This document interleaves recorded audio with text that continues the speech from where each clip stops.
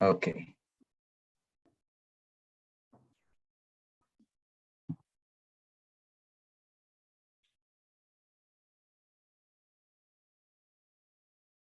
Okay. Where do you begin? Okay. So we'll start with a prayer. Good evening, everyone. We'll start with our opening prayer.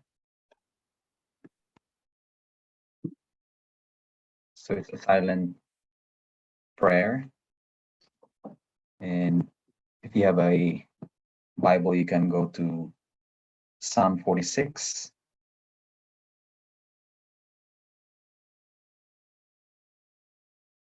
Just realized so Psalm 46 is appropriate for prayer on silence. What is silence?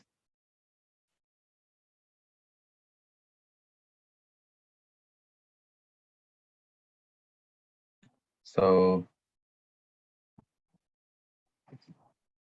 I'll read to you the entire Psalm 46.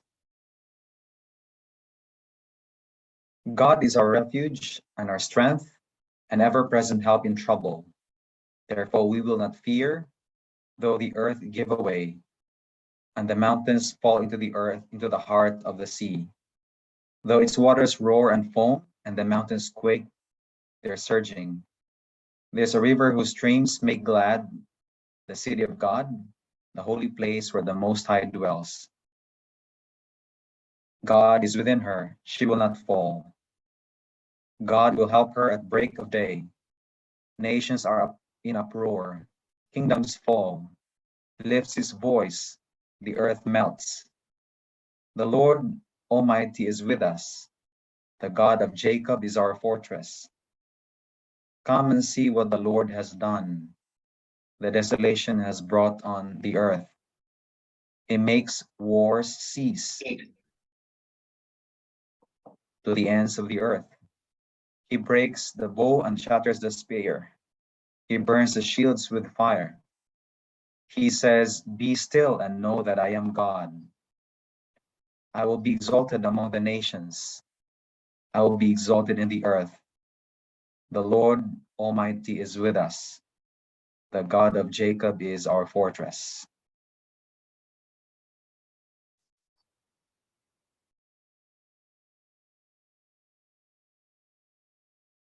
Speaks of God's might.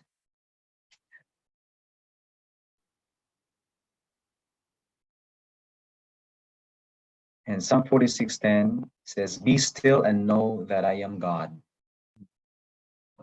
And all those attributes of God and his powers just makes us really come to him and just be still, knowing that he is God. We might think of silent prayer as communicating with God, not by speaking words aloud, but by saying them in our minds. But prayer does not always require words. In fact, Jesus cautioned that using many words in prayer could become like babbling. Being still without using words can help us reflect on the majesty, power, beauty, love, and other characteristics of God. We need to be clear, though, that this is different from meditation that views silence as a way to empty the mind of thoughts and to connect with one's inner self. The command to be still in Psalm 46 has nothing to do with that and is actually the opposite. Notice that the words "be still" in verse 10 are immediately followed by the instruction to know God. Prayer helps us grow in our knowledge of God. Knowing the heart of God is what enables us to be still in his presence. As Psalm 46 indicates, God is both powerful and kind. Our troubled hearts are quieted when we find our refuge in him. Some Bible versions include the Hebrew word Selah after verses 3, 10, and 11 in Psalm 46. And that may help us understand at this point. Scholars are unsure what Selah means, but it seems to signal a pause and perhaps a time of reflection. So let us practice being silent in God's presence. Quiet reflection intensifies prayer as the mind is filled with thoughts of God. So let's spend a moment of silence and let us reflect on or think of this verse. Speak, Lord, your servant is listening. So as you spend a moment of silence, keep saying to yourself, speak, Lord, your servant is listening.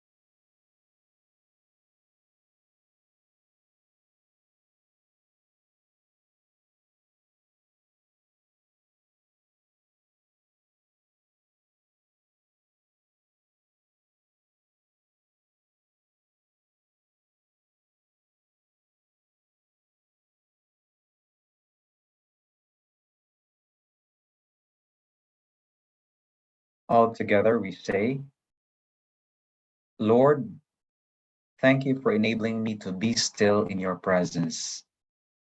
You are my strength, and I trust in you. In Jesus' name, amen.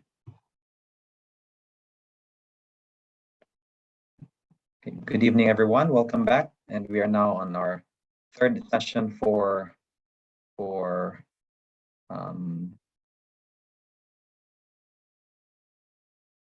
listening and responding. Before we so have a review, then I'll ask you some, or you're free to ask some questions. Okay. So we started with the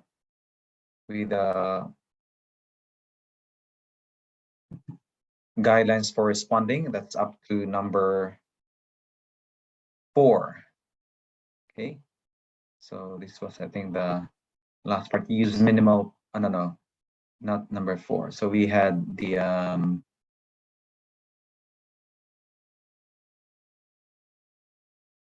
so the last one was on keep questions to a minimum unless we, of course, need to ask for precise information. Okay. So we started with the so we finished 3, in other words. So there are 10, but I think the next 10 may be easier, hopefully, and we can finish everything tonight so we can move on to the next lesson next week.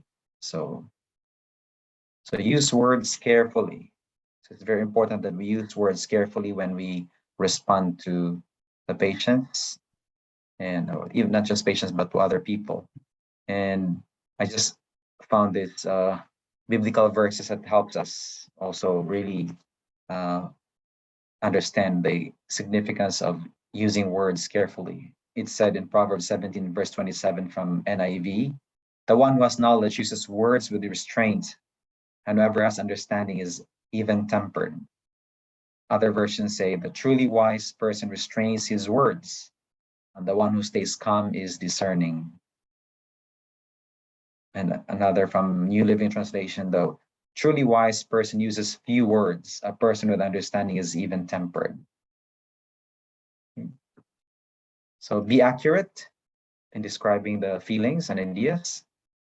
And of course, having listened for the unspoken underlying feelings and thoughts, you will want to respond. So it's very important that you have listened to the underlying feelings and thoughts, and these are unspoken, and that will help you respond appropriately. So the more accurate you can reflect the shade of the unspoken feeling, the higher the chance of it being owned or perhaps further explored. Otherwise, it will be rejected.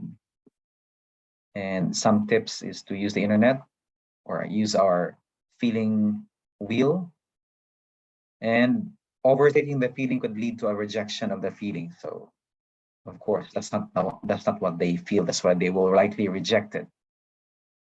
And understanding the feeling could receive assent, but there would be an opportunity, but there's an opportunity that could have been missed or lost for the full feelings to be expressed. So we're not letting the full feelings to be expressed when we're understating the feeling. So basic communication is we hear the facts, we reflect the feelings. That's what we basically do. So now using empathic understanding makes this accurate, again, making this accurate, although also tentative, so you may be wrong. So again, you can use your empathic understanding. So it's like you understand from the heart. And again, empathy is always it's always tentative.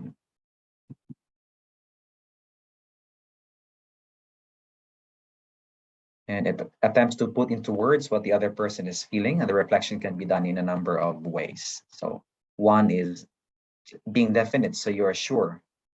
So when the feeling is obvious, then you can say you are obviously very upset by this. So that makes them feel heard or listened to when you say that, because the feeling was obviously shown to you. So you can say you are obviously very upset by this. And if you're tentative, this is what you can say. You could be feeling somewhat anxious. Then you can also phrase it in a way that there's a room for them to disagree if you are wrong. So you can say, you seem to be calm, but I'm wondering whether you might also be feeling quite bitter. Okay, so that's giving them to decide the power to decide what they're actually. They can disagree with you. So use words such as you seem, perhaps, I'm not sure, but I guess, maybe. But again, that's showing tentative. So writing an empathic response for at least, I ask you to write empathic responses, and we'll talk about that after this. And keep questions to a minimum unless you need precise information. Okay. And unless you want to open up an area. So if you don't want to open up an area, then avoid asking a question like this, because again, it's not the best way to open up an area in pastoral encounter. You're opening a can of worms. So unless you wish to prompt, you can use rhetorical questions. So if you wish to prompt, then this is what you can do. I get very depressed sometimes at work. That's what they said. They say depressed, very depressed. So you can ask that way. Or sometimes, so that's you want to prompt them. You can use this. Avoid at all costs questions beginning with why, which is, as I told you, it will make them feel that you don't trust them because you ask their motive. So we never ask why. So observe nonverbal clues and respond appropriately. So you can say, instead of saying what's upsetting you, it's like asking why are you upset? You better say, you appear to be upset. or you seem to be troubled. So not asking why, but you are stating, you are like asking a question as well, but not asking why. Again, you have to observe nonverbal clues and respond appropriately. So if you feel like the nonverbal clues is saying that they're upset, you don't say, why are you upset? Or what's upsetting you? Instead, you say, you appear to be upset. You seem to be troubled. And instead of asking, why didn't you get angry with him? You can say, I find myself feeling angry as you speak about that. I'd have felt furious about that. So depending on the verbal clues, non-verbal clues you see from the other person or from the speaker. Okay. Do you have questions? Are there questions before we go to your assignment?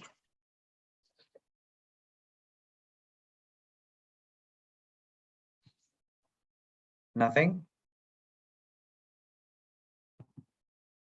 Okay. So I hope that means you understood. Mhm. Oh, by the way, welcome, Shirley. It's my first time to see you on the Zoom. Yeah. Okay. So I think Stacy and Maggie are not with us. Okay, so for the assignment, I asked you to, on the first three, I asked you to identify the feelings and then write your own response. We did some of them, but it's good to do that. It's good that you do it yourself. That's why I gave you that as part of your assignment. So the date for the wedding has been set, but the closer it gets, the more I feel like postponing it. So last time we mentioned the feelings of, what are they again? I put apprehensive, overwhelmed, uncertain, undecided. Okay, thank you. And there's also anxious or feeling of Yeah. anxiety, I more put anxious fears. anticipation, Yeah. and yeah, there could be fear as well. Yeah. And how would you respond to that? Let's ask two for each. So we'll start with Patsy. Say How's your again, response? what my response? Perhaps you may need to have a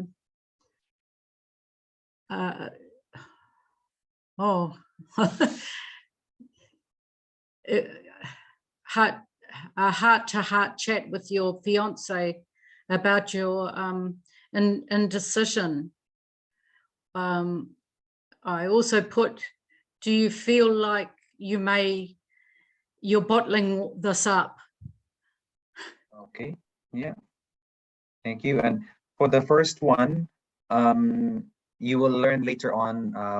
You can judge later on if your response was good or needing some improvement. You can check that later on our next guidelines.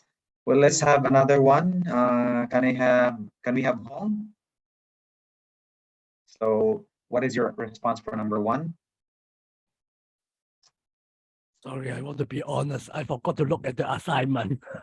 It's okay. How about Shirley? Sorry, Oliver, I sent you an email today. I have not done my session 4, which I have no idea. I have some I see. assignment to do. It's okay, I understand. Okay. Now I got the assignment from Song and Pastor Choi. Okay. And or would you like to answer that, Mickey, or you didn't? It's okay if you didn't because you're.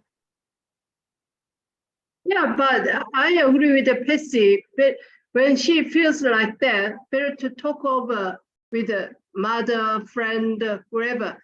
It's better to talk over thing. Yes. At least release worries or doubt or whatever. Yeah. Okay. Thank you. And Martin, what was your answer or response? I put sounds to me that you're feeling somewhat undecided, which is quite natural. Most people feel this way before they get married. Okay, thank you. Now, again, I would like you to evaluate that answer later on as we proceed to our next guidelines. Now, what I would say is you feel anxious. You seem to be afraid about the future. So again, response for empathic response is mentioning their feeling, and as much as possible, nothing else. It could be just one word or a phrase or a sentence. Okay, and no giving of advice. So yeah. Okay, next we'll proceed to number 2. I talked to my pastor about the problem and he said he wouldn't arrange to see me to discuss it. That was a month ago. He hasn't come back to me with a date yet. So what are the feelings again? We mentioned that last session. Rejection and disappointment. Yeah. What else? Frustrated. Okay. Feel that you don't matter. Low self-esteem.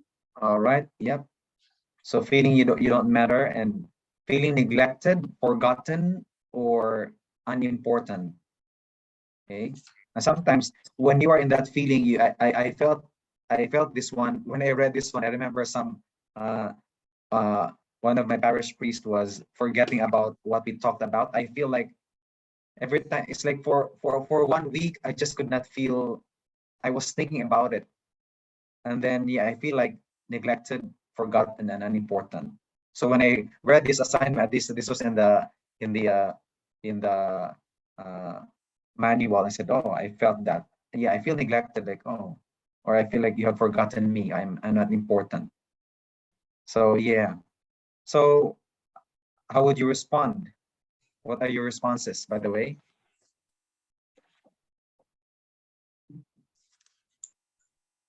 I just put, you must be disappointed that your pastor is taking so long to make time to discuss this problem. Okay, that's great. Martin? I put, yes, I can feel your frustration. I'm sure your pastor hasn't intentionally forgotten. How about reminding him again that you need to meet with him? Okay, I would agree to the first one, but the second two you will come to know later where it is, where it's at, how you can kind of judge it from that. And I got from Pastor Choi, his response to this was, perhaps he is very busy and has forgotten. Maybe you can call and remind him again. So again, you will come to judge what this kind of response is later on. Okay, so how I would say, make them feel that you understand them. Oh, it's been a month now. I could sense that you feel neglected or forgotten. Or you can say, you feel neglected or forgotten, are you? So again, repeating what they said and putting that, including their feeling. So when you say that when you feel what they feel, so that's empathy is feeling what they feel. If you were in their situation, yeah, I will feel, you feel neglected and forgotten. I said, yeah, you got me, you understood me. You got it, Oliver. So when they hear that, they will say, you got me, you got it. Exactly. That's what they will say. And once you, if someone hears me, my feeling, I feel free after that. I feel free that someone has heard me, that someone has understood me. Okay. Okay, next is, I lost my temper again today, and although I have made a commitment not to do this, it keeps happening. I'm a pretty hopeless Christian. So what was the feeling there?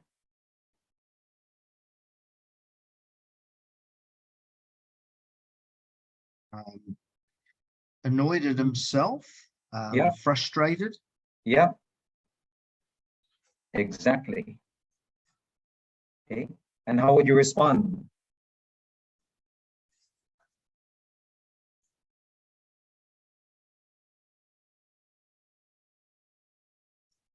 Do you want me to answer Yeah, what I had? Okay, I'm not sure if I've got this right though, Oliver. I've had a couple it's of all right. not so good ones. Good to be. Um, Yeah. I can see you're pretty annoyed with yourself, but part of being a Christian though is to acknowledge that you've made mistakes and that you want to make a change for the better. So pray about this. You're definitely not a hopeless Christian. Okay.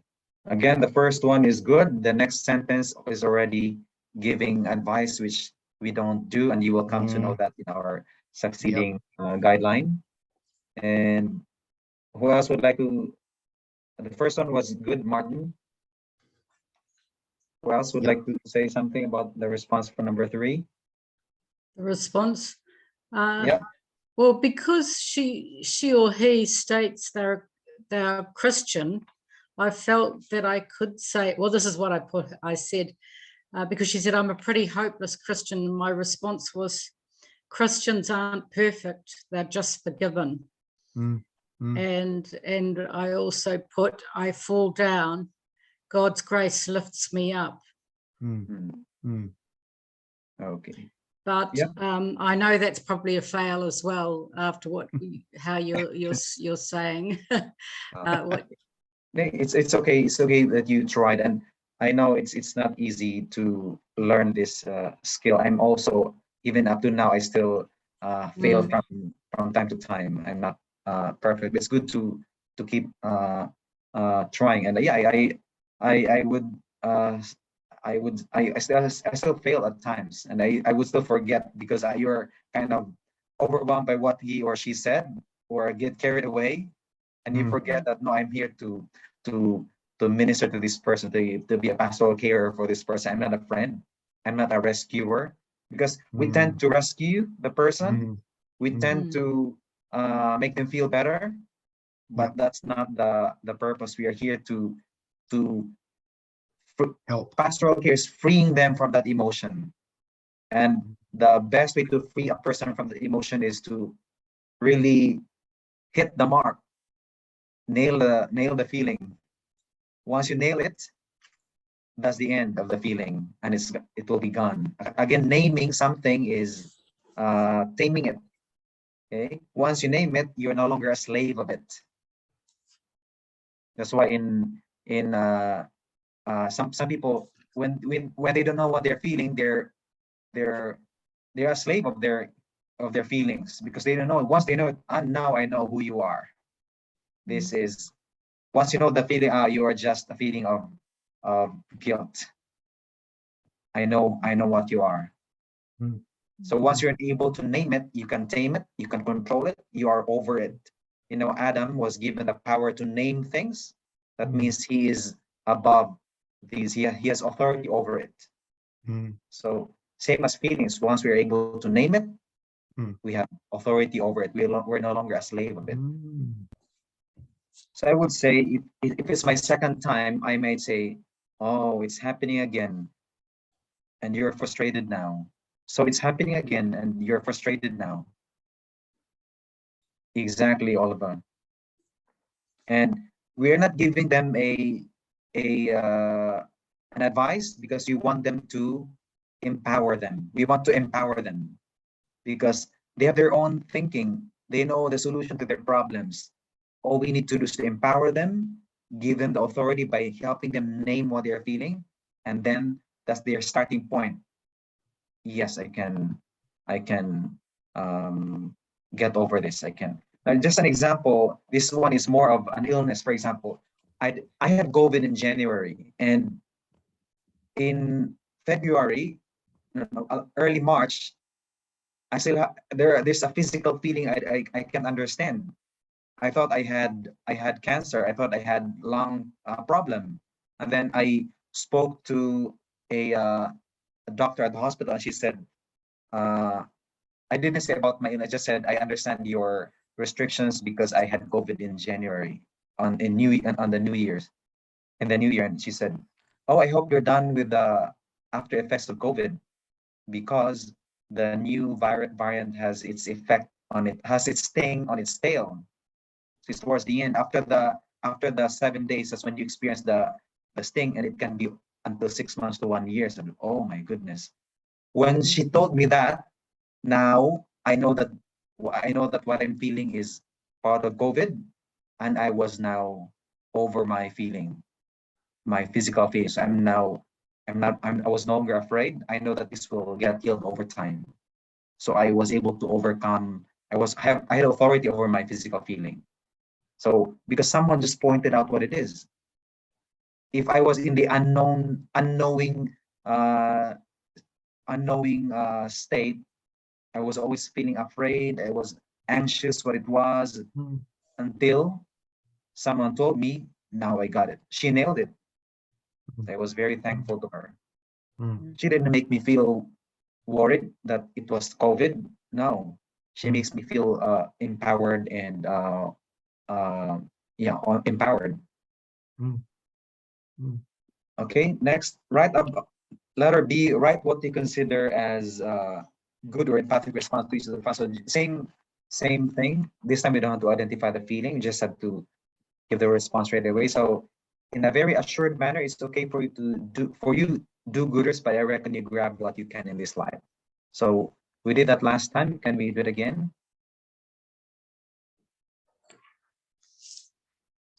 The response. Yeah. I put something else, but now I'll tell you my instinct at the moment is now to say you appear to be to have suffered at the hand, or you appear to be angry about this, about people like me or similar. But I put what I actually put was, has life given you heaps of knocks? Care to tell me about it? Yeah. Good one. The first one can also be good. It's good to be honest with him. Next, how about Martin and Hong? I put again, I'm kind of with Patsy, but I'll tell you what I put. I can sense some bitterness in your comment. Have you been let down by someone who wasn't what you expected them to be? Yeah. So yeah, that's again asking them what they feel, asking questions. That's a good one. Yeah. I put down that like life must not be easy for you. Yeah, that's a good one, because yeah, when you have that kind of thinking, then you must have had a tough life. You've been through tough. Yeah, he said, it's okay for you, but for me, I reckon you grab what you can in this life. So there's a tough experience. Yeah, and that's what I would also say. I could sense that you have been through a tough journey in life, or I would understand if you feel, that way. Yes. Because of what you may have been through, which I don't know, of course. So again, one-liner and asking questions and making them, telling them what you feel about it, which is reflection of their feeling. And number two, I haven't told my wife yet. The doctors came to see me. I'm going to need surgery on my leg. I might lose it. So what is your response to that? I put, you're anxious about the operation. That's perfectly natural. There's also a chance you may not lose your leg. I'm sure your wife will be wanting to comfort you. So you need to talk to her. Okay. Again, when we start giving advice, it's or rescue them, because Mm, we want them to feel better, isn't it?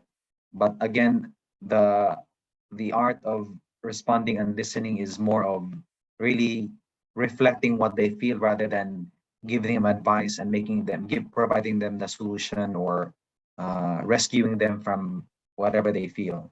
It sounds frustrating, isn't it, Martin? But it's yeah. exactly the opposite. The effect of that is, because I have done that as well to patients. I try to make, because it feels like if only they knew this is the best solution, Yes. that their life would be better. But actually, it's the Yeah. opposite. Yes. Yes. Yeah, like Yeah. I try to tell them, yeah, but the moment I start telling them that, they feel like someone is telling them to do what they should do, or what's Yes. better. Yeah. And that's how they, yeah, because I have tried that as well in my in my day-to-day work. Sometimes I tend to give them the answer, then Mm, because you feel like I know better.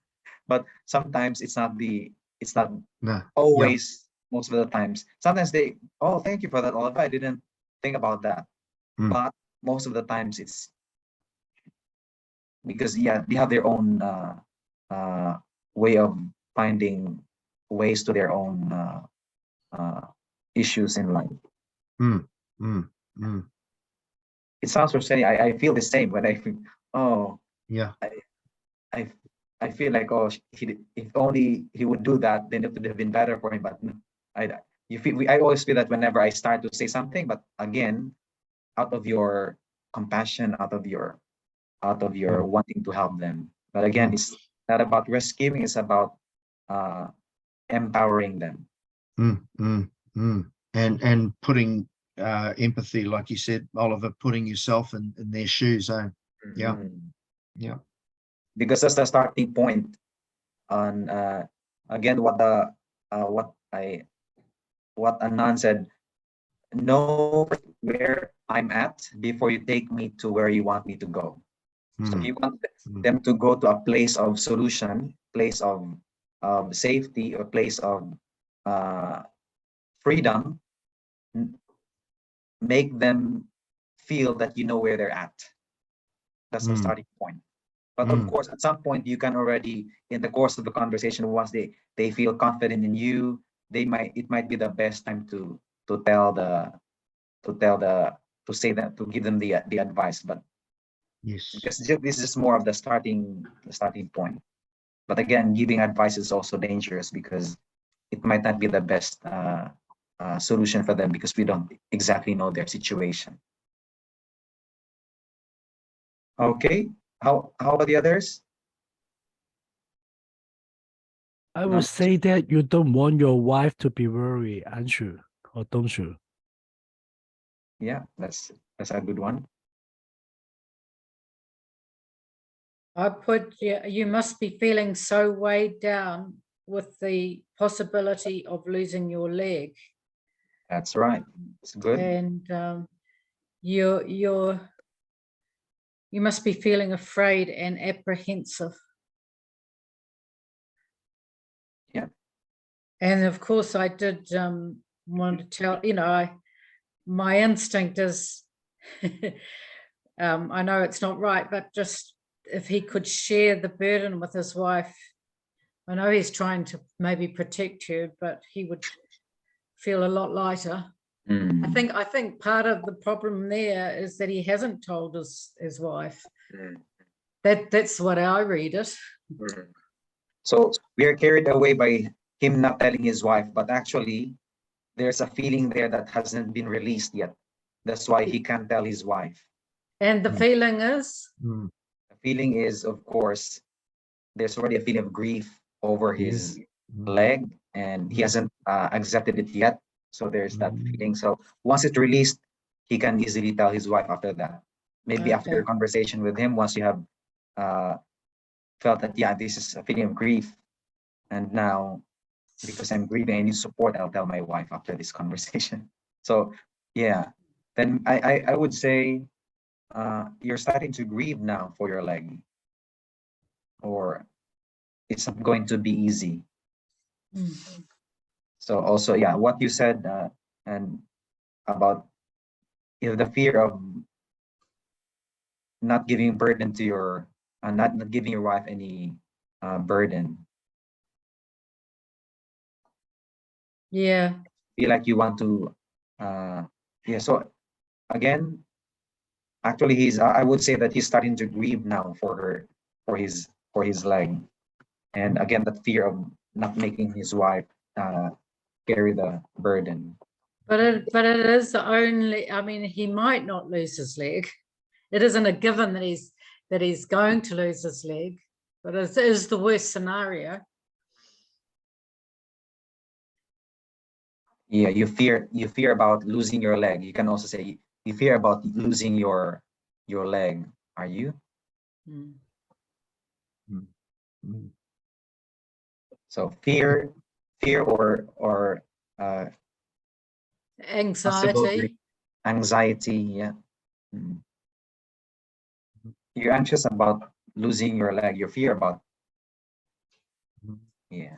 So once you have unlocked that or nailed that feeling, then they start to they start to uh, be free, and they can find their own solution. So when you're in that situation, yeah, you would feel that fear. And for most, like in most cases, they would be, whenever they feel this, they're gonna lose their leg. It's most like in cases like that, they would be losing their leg, then they will already start to feel their grief. Grief is a fear of losing. Yeah, or- we're tempted, aren't we, to cheer them up and Yeah, say, we hey, always, you might not lose your leg. mm, Look on the bright side, but that's not maybe what they want to hear, eh, Oliver? They want to, no, yeah, yeah, that's what yeah, I would, when I learned that, because yes. I had experienced it myself, and someone told me, you must be devastated, Oliver. So I feel relieved when someone heard me that, yeah, but instead of cheering me up, like, in Job, his friends tried to cheer him up, but it wasn't Yes. the Yes. one for Job. There also another instinct there for me is to pray, but you'd have to look, I mean, is that appropriate to say? You'd have to know that may not be the right thing for that person. Yeah, well, it's a good question. Now, this one, what we're talking about is just an initial response from what the person just told you. Yeah. Then gradually, the person will ask you to pray. Gradually, the person is ready to take you to where you want him to go. Because you are the pastor. When you do pastoral care, the pastor is a leader. You're the carer of the sheep when you're a pastor. So now, when he's ready for the cheering up, ready for prayer, that's when you start doing it. Okay. I think one problem there is like if we want to if we try to cheer someone up, we may start the argument. They will say that no, you don't understand, and they will totally reject the feeling, even though we are doing it on good purpose, but because they are worrying, they may feel that you don't understand them at all after all. Yeah. So I think this is a very good point that we are trying to make here. Yeah. That's exactly what they will, as again, if it's, they will not accept the moment you cheer them up, they will start to withdraw, or they start to feel like someone is not understanding me here. Or we say, don't worry, we will pray about it. It's like you didn't get it. That's not what I want at the moment. No, that's So right. first, but when you first accept when you first point out the feeling, that's when they start to feel validated, and from then on they will be ready to accept prayer, Mm. cheering up, and everything. Mm, mm, mm, It mm. may be in the second or third meeting, or it may be in the next 10 minutes. Yeah.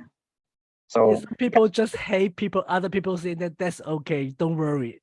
People sometimes it's not helping at all. Sometimes it does, but sometimes it doesn't. that's okay. Don't worry, it will be better soon. Mm. Yeah. Okay. Next is, so you're from chaplaincy. Which group, which church do you come from? The only time I've had a church visitor, they have come asking for money. So to be your response.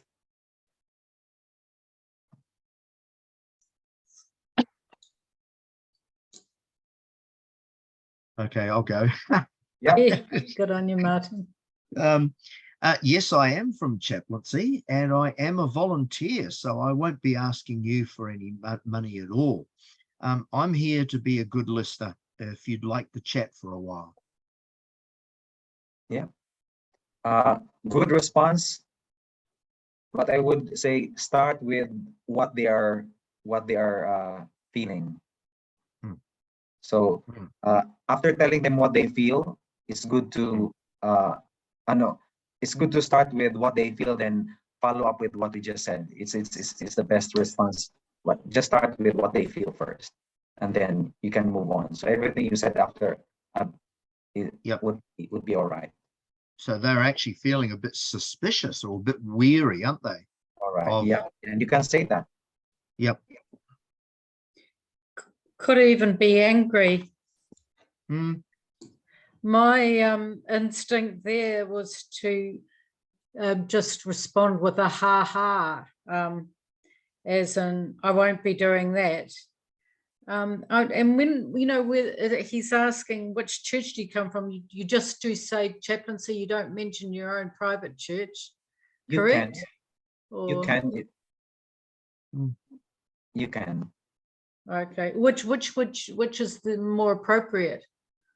So first I would say first the feeling, and then I would. Yeah, I then- didn't. Yeah, I think he's angry too. He sounds like he's quite an abrasive. He's got a bit Mm. of anger in him, Yeah. Mm. and he might have been hurt in the past. Mm. But I just said similar to Martin. Happy to shoot the breeze with you and hear your story Mm. um, about what is, Mm. you know, what's made him so angry, or if Mm, I nailed that emotion right. I don't know. Yeah. We are tempted to answer the which church, but the most important feeling for him now is his disappointment, frustration, or anger about the church. And I have Mm. personal experiences with my brother. He was angry at the church, coming again to ask for money, but not. This was when my mother was unwell, and the church came and asked for money, but when we asked for a priest to come, no one would like to come. So it's like he was angry, but I understand that the priests are busy, but he was angry. Mm. Are you Mm. from the church? You come for money again. So yeah, there's anger. So good to start with it. Mm. Good to start with their feeling first, and then because when you answer your church straight away, it's about you. It's about defending yourself. But Mm. first start with them, Yes. then comes back to you. Mm. Mm. Mm. Okay. Yeah. So you can say, you've been disappointed by church visitors, are you? Well, I'm from blah, blah, blah. I would understand if you lose trust in church visitors. Or I understand if you are afraid to see me, maybe because of what you have, blah, blah, blah. I'm sorry to hear that. You must have been blah, blah, blah. You must have been disappointed. You must. Mm. So, yeah. Is it clear? Yep. Yeah. Like, Yeah. okay. Last one. I don't know where to turn. This is going to be the last straw. My marriage will probably end now. My response, you must be feeling that you were in a dark pit or place. Would it help if you told me your concerns? Mm. Mm. Yeah. Mm. Yeah. So there's that feeling, and also allowing them to say more. Mm. Mm. Mm. So both showing empathy. Mm. Who else would like to answer that? Well, I put, well, I can see you're feeling pretty down right now. I'm happy to be a good listener if you'd like to share what's troubling you. Okay, that's the first one was that you're down right now. That can be I would feel it's not the degree of the feeling is could be he can approve of that, but not he can accept or approve of that, but it may not be more. But when you said you're willing to listen, that's also saving that that word down. Sounds a little bit like despair, doesn't it? Mm. Yeah. He's full of Mm. despair. He does not have no hope. Mm. And I would say you're on the edge now. You're feeling you're on the edge, or you're very close to the breaking point in your marriage. So when you see that, it's Mm. he feels really inside that, yeah, you got me. What's this? There'd be grief there too, wouldn't there? Mm, If he thought that he or she thought their marriage was over. Mm. Mm. Mm. The hope for your marriage is like a thin hair line for you now. Like there's Yeah. only small thin. So that's what I can see, because it's like the last straw. That means she's on the edge, or their marriage is on the edge already. Mm. And Mm. anytime one false move, it will be dead already. Yeah. So telling them that you understand their feeling will be the starting point. And then further on, you can ask questions, you can allow them to talk, or even just after saying you're very close to you're very close to the breaking point in your marriage, then then they will tell you. One-liners normally make them tell the story, or sometimes they will pause for a moment and then continue on telling you more. Okay. Do you have really have, questions? yeah. Sorry, Oliver. I was just kind of validating what you're saying. And I noticed with my responses to it, it's maybe a bit too gentle. You need to address it. You need to really hit it on the head, don't you? And not be afraid to hit it on the head with the mate. Yeah. Not be brave. Yeah. Being brave. Yeah. Thank you for that, Martin. Mm. Okay, thank you. Then we'll proceed if you have no questions. So fourth is use minimal prompts, like yes, or repeat the last few words. Keep these prompts to a minimum. Sometimes it can be you keep saying, do you really get did you really understand my story? We keep saying yes, we keep saying okay. Some people are annoyed with keep saying okay.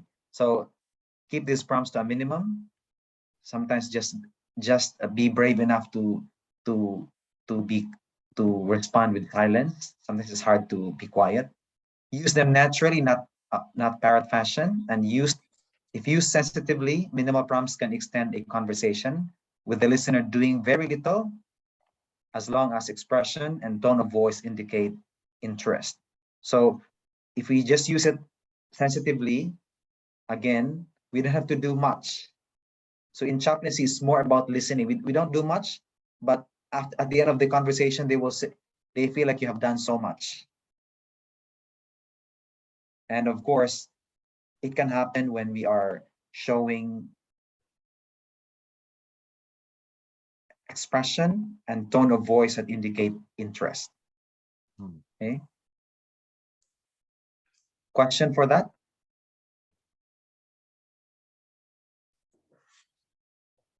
Okay. Number 5, paraphrase or reflect accurately as a way of prompting. So you can paraphrase or reflect accurately. Reflects repeating what they said or rephrasing what they said. It's more of reflecting accurately. So that's a way of prompting. Prompting is making them feel that you heard, or making them know that what they're saying is important, that you heard it, that they need to also understand that that's important. That's an important point they're saying. And again, you can do that as an indication that you have been listening. And as a way of checking that you have heard correctly. So you can check, you can paraphrase, you can reflect by to check that you have heard correctly. And it's a way of confronting without being judgmental, because paraphrasing is just telling them what they just said. It seems very mechanical, but actually for the other person it's not. For you it seems mechanical, but for the other person it's not. And even if I'm a chaplain, I feel people doing it to me, I don't feel it mechanical, even if I know that what they're doing is paraphrasing. But when it's my experience, I don't feel it's mechanical. There's areas, yeah, that's how powerful it is. Even if I know that it's paraphrasing, but still, for me, as the speaker, I still feel that they are doing the right thing. I feel that they are being empathetic. I feel that they are listening to me. I feel that they are being serious with our conversation. They are sincerely listening. So again, a way of confronting without being judgmental. And it's good because when you just paraphrase, you're not judging. You're not giving any advice. Questions? Then 6 is avoid making judgment or loaded remarks. So this is where some of the things you say may actually fall. So avoid exclamations of surprise, intolerance, or disgust. So really? So things like that. Oh my goodness. Or what? Oh, that's disgusting. Oh no, I can't tolerate that. So don't show them what you actually, just let them continue with the not making judgments or loaded remarks. Avoid expressions of over concern. Oh my goodness, really? So it's not over concern, they don't like it. I've done that to one of our parishioners and said, no, he's fine. That was over concern. This was out, not in the hospital, but because she's our friend and she's our co-parishioner. And when I show over concern, she said, no, my husband is fine. He's good, he's on the mend. So yeah, because that was an expression of over concern. Then I realized, yeah, this was it. I avoid moralistic judgments, criticism or impatience. Avoid being defensive and arguing. So you can see what some of your answers a while ago. Avoid colluding, but remain open-minded. And avoid false promises, flattery, undue praise. So sometimes you did the right thing. That was great. So you flatter them, or false promises. Don't worry, it will soon be over. The Lord will help you. Or I will come back. I'll be with you. Avoid ridicule, condescension, belittling the person. Avoid personal references to your own experience. So I have this tendency to share my own experience, but again, we start with responding later on, and sometimes if they will ask your own experience, they will benefit from it as well. So there's a venue for that. Start with them telling their story, and the moment they ask about how you would handle that, then you start telling them. But if they don't. Avoid burning the person with your own difficulties. So sometimes we can be sharing our own difficulties, and that's already, they are pastoring you now. They are ministering you now. So now we'll use this one, the activity which we had. This was about the conversation we used last time. So this one is identifying the judgmental response found in each of the following situations by using the letter corresponding to each type of response. So minimizing the problem, judging the person or the problem, or how they handle the situation, belittling, agreeing or disagreeing, moralizing, sermonizing, giving advice. So these are the possible tendencies for us. So these are the things we avoid. And sometimes write a response which you believe to be most suitable. So we'll start with this one. You are visiting a man who is due to have major surgery. As you approach his bed, you see he's sitting up with his hands folded across his stomach. He appears to be most unrelaxed. Of course, he's in pain. They have put the operation on. So this is what the patient says. They have put the operation forward. I'm going soon. So don't just take what he said. Look at the situation. He's due for a major surgery, and he's sitting up with his hands folded across his stomach, so he's in pain, and he appears to be most unrelaxed. Again, I'm sorry, I don't have this. The possibility. So the responses could either be minimizing, judging, belittling, agreeing or disagreeing, moralizing, sermonizing, giving advice. So response number 1, now that's good. You must be pleased. What is that? It's minimizing. Very good. Perhaps God is trying to say something to you. Sermonizing. See. Yep. Well, don't worry. It will soon be over. Well, I think that's minimizing and giving advice. Yep. Yeah. Belittling. Very good. How would you respond to that?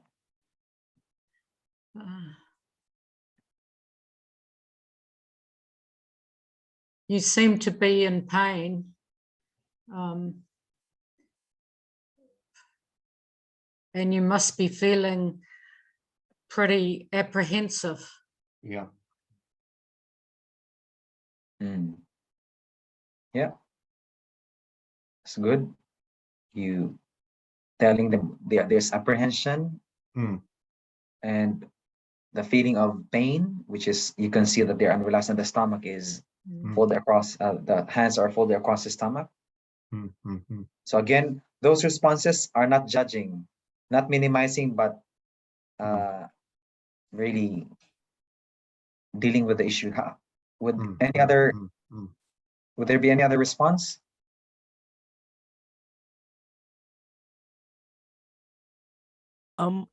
I think for this man, right, I will ask how he feel now because he didn't say much about it. Yeah, we can only be observing, like, to guess how he feel. But I don't know whether it's appropriate to ask how he feel directly. Like, how do you feel now? Like, I don't know. Yeah, you can ask that question with your facing and how do you feel now? There's show of concern and you want to know what they feel. If you don't know what they feel, sometimes we can't decipher the feeling because some people appear to be strong and not feeling so bad, but we don't know. So you can ask the question. That means you are there. Again, no judgment. There's no judgment there. There's no belittling. You want to know you're sincerely wanting to know their feeling. Okay, thanks, Tom. Other responses? Yes. I will ask if you like, I can pray for you for your operation as well, like that. That's not the first thing you will do because that's you can do that after you have responded appropriately. So first response would be to know their feeling or to identify or validate their feeling. Then later on, you can ask, would you like me to pray? Okay. So again, first is telling them their feeling. Second is how you can help them is maybe through prayer. But first is identifying the feeling. But the moment you start with a prayer, they may feel like you don't understand them. And again, it can be that's already minimizing their feeling or judging that they need. So yeah. So again, prayer is good, but it's not the first thing you will say or do. Okay. Okay, next. An elderly woman has been in the ward for 3 weeks. She's restless and fidgety. As you approach, she's trying to get out of bed. Can you get me a taxi? I think I have left the oven on. So response 1, I'm sure you haven't left the oven on. What is that? Giving advice. F. Agreeing or disagreeing? Disagreeing, yeah. And next, we mustn't worry about such trivial things, dear. Minimizing. Minimizing? Belittling. And I guess you would like to be in your own home right now.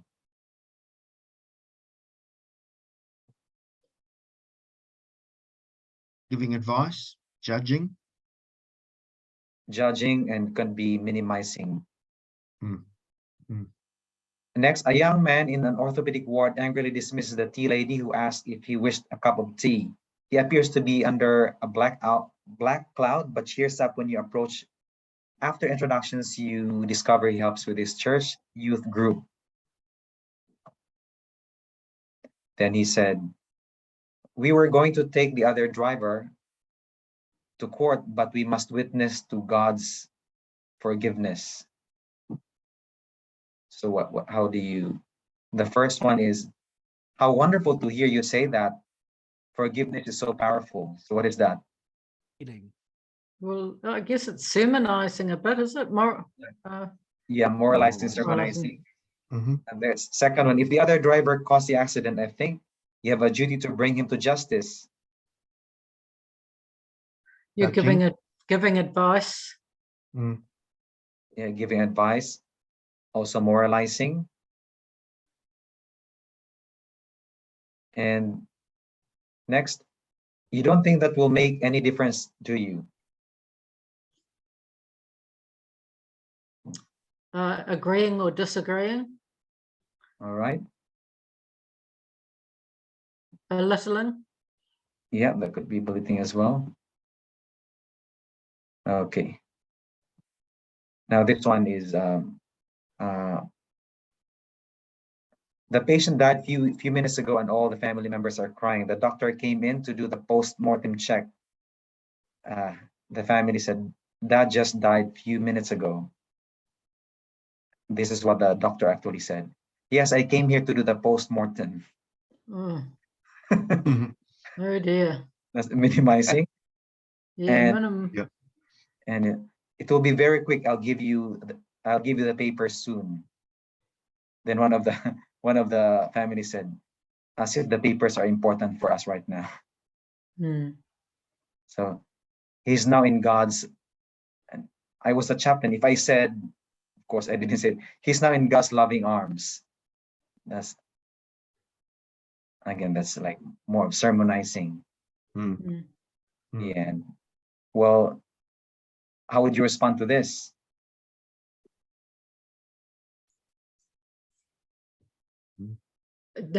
You mean with the dad just dying, or Yeah. what would our Hmm. our response? Yeah. Hmm. Just being there and just with just a presence. Yeah. Mm. Sometimes you can just look at their face, Yeah. show them your concern, look at their eyes. Mm.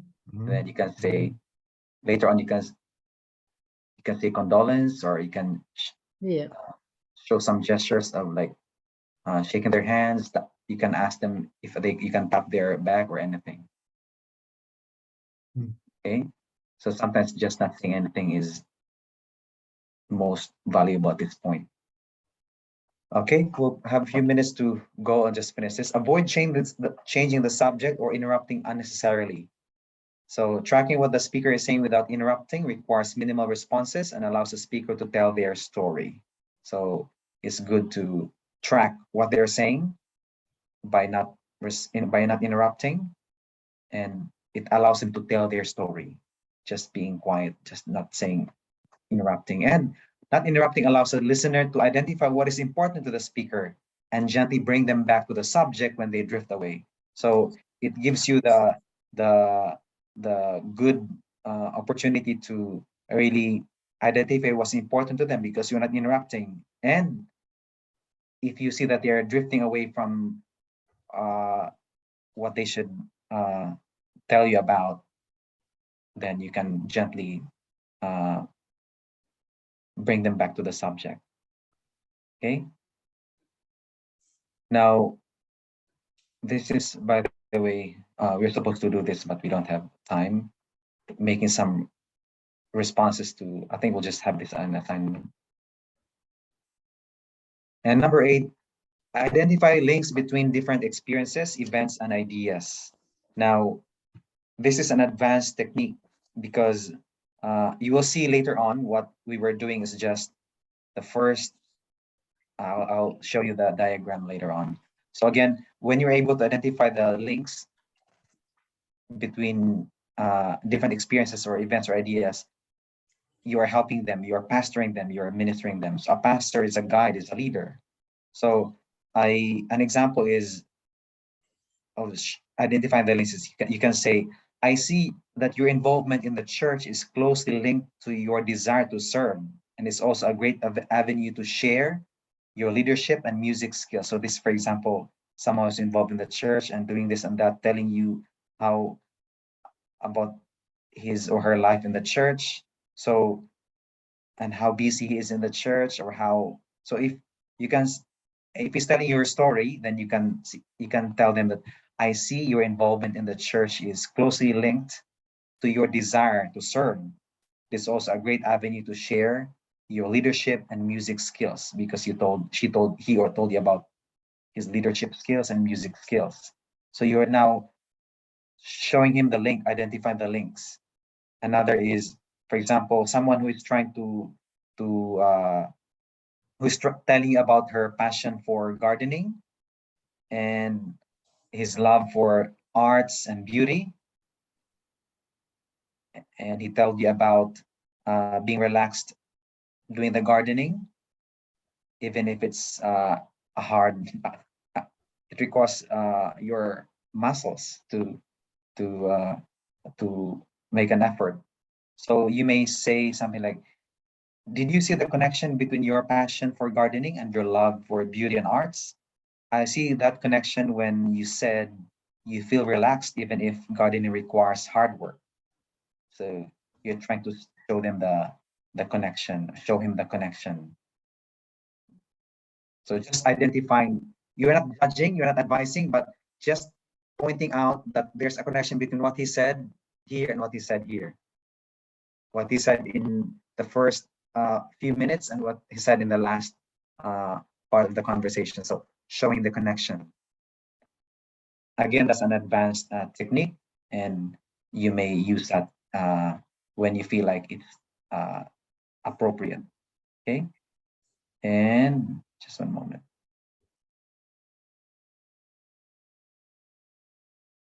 Next one is this. This is, why did I say it's an advanced technique? Because what we were doing is, you know, the bottom, attending behavior. So that's when you show that you are attentive to the person. So we're studying about what we were studying is listening and responding, isn't it? Did you see that diagram? Yep. So the one, attending behavior, client observation skills, encouraging, paraphrasing, summarizing. It's encouraging them to speak, okay, to talk more. Open and closed questions or asking questions, then reflection of feelings. So these are the 5-stage interview structure. This is the counseling, interviewing, skill hierarchy. So we are doing this part, but the showing link and connection, or identifying the link connection, is more about confrontation. Okay, reflection of meaning. They can also be reflection of meaning. So what we're doing is just the listening and responding part, which is the part where pastoral care model is using. Okay, the upper part, we can use it in pastoral care, but it's implicit. That means it requires really a higher skills, more of assessing and influencing. So as I told you, the very first part is reflection of their feeling, but later on you can proceed to whatever is suitable for the person, prayer, or making them see that this is the best way for them moving forward. So all those things that you think are good for the person, as long as they don't feel being advised, as long as you're just showing them the options, or as long as you are making them confront the situation, that this is it. This is what you are. This is what you are telling me. Confronting them. There's a connection between this and that. So, like for example, there's a connection between your desire to keep your husband and the agony of daily rejection from him. Do you see that? There's that love. This, you want to keep him, but you have this. So showing them that, so they will reflect. So again, just showing that same diagram in a different way of showing. So reflection 5, interview structure or counseling structure, is where listening and responding fall. Okay, reflection of feeling, open, asking questions, encouraging, paraphrasing, summarizing, client observation skills, and attending behavior. So again, observing what the person is saying, listening to what they say, that's part of the observation. Listening to the nonverbal cues. Okay. Attending behavior, that's when you, what is your behavior? You are really attentive to what they are saying. So attending behavior is that of just not responding, not saying anything, just listening. Again, we can confront, we can do developmental assessment, focusing, but in chaplaincy work, we normally do the 5 stages, the first 5 stage. Okay. The other one, at some point, you may be actually doing it already. Reflection of meaning. You can give them meaning. You know what? I can sense that this is what it means to me, what you were saying. And they will see that they also feel that, they also mean that, they also accept that meaning to what you are, to the realization that you found in what they're saying. Sometimes they accept, yeah, I think that's what it is. That's what it means to me. Is this very important? Is this how important is this how important this project is for you? Because I see that you have, yeah, but again, that's the advanced skill, and you can learn that with your day-to-day encounter with people and with patients. Do you have questions about that? And I would say in my chaplaincy skills, I always use the first 5. I seldom use the upper part, the higher hierarchy of counseling, because first, the moment you relieve them of their feeling, free them from their feeling, they're already very thankful. And in your next visit, that's when your task is to start to move forward as to what can be done to help the person, the patient. Okay, next is avoid speaking too soon, too often, too long. So too soon or too often or too long, because most of the times your conversation or relationship with the speaker is saved from just listening.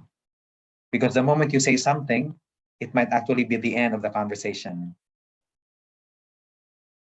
The moment you say something that puts them off, that's the end of the conversation. Okay? But if you just listen, sometimes, oh, good thing I didn't say that. They said something, for example, they said something about the church and you commented on it. And they say, yeah, I'm one of them. He said something about a particular church, this the Catholic Church is very blah blah blah. I only found out he or she is Catholic as well. And if you made a comment already about what they said, yeah, Catholics are bad, then that's the end. That's the end of the conversation. And if you make judgment, if you talk and you make judgment, then they will not continue the conversation anymore. So it's better to just be quiet. Again, it will save your relationship with a person, or it will save the conversation by just being quiet. So wait, listen, respond. And a lot of VCs told me, you know what, it was very powerful that I listened, because I was tempted to say something, but good thing I didn't, because that it would have hindered him to tell more about his or her problem, because if I said this, then he feels like I'm judging him or her. So then after you respond simply, empathically, accurately, and briefly, then listen again. So don't speak too soon, and don't speak too often as well, and don't speak too long. And this is what the Bible says. I found this. Even fools are thought wise if they keep silent, and discerning if they hold their tongues. Sometimes thank you for listening. There was one chaplain who the family was so grateful, because for the whole time their mother was in the hospital. No, not in the hospital. It's a what do you call it? Home care facility. He didn't say anything, and the patient just wants him to be there, and every day that's what they do. They don't say anything, and the family thanked him, because this is what their mother told them about the chaplain. The chaplain was non-judgmental. The chaplain was just being there with me, very compassionate.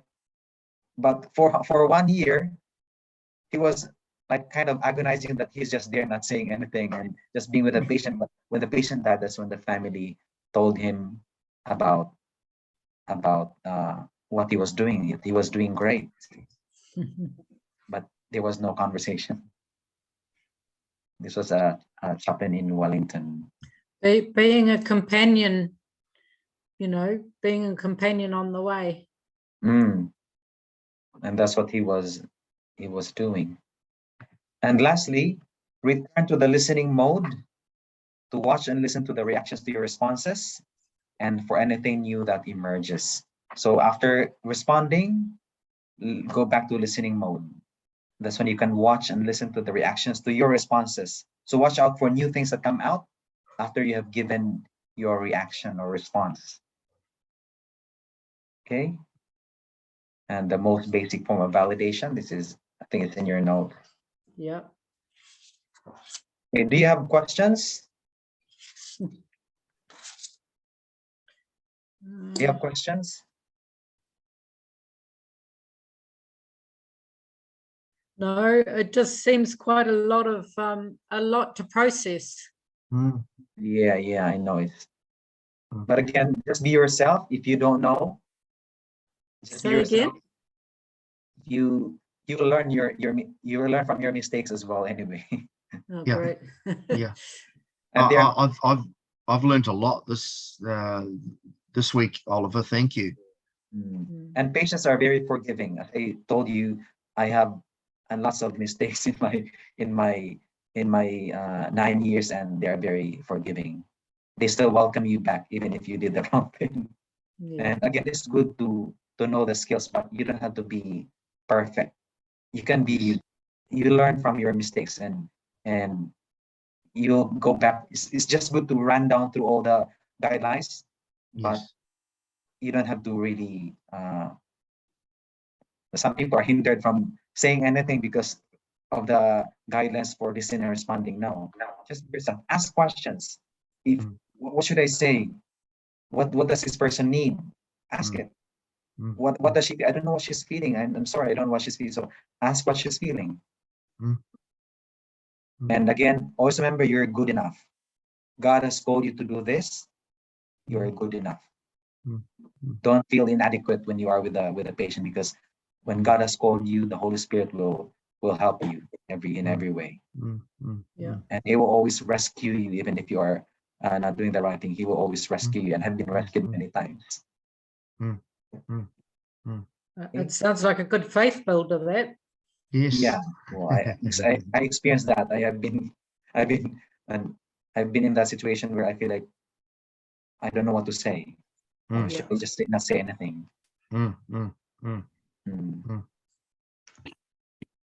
Okay, well, thank you so much for being with us tonight, and we'll proceed to our next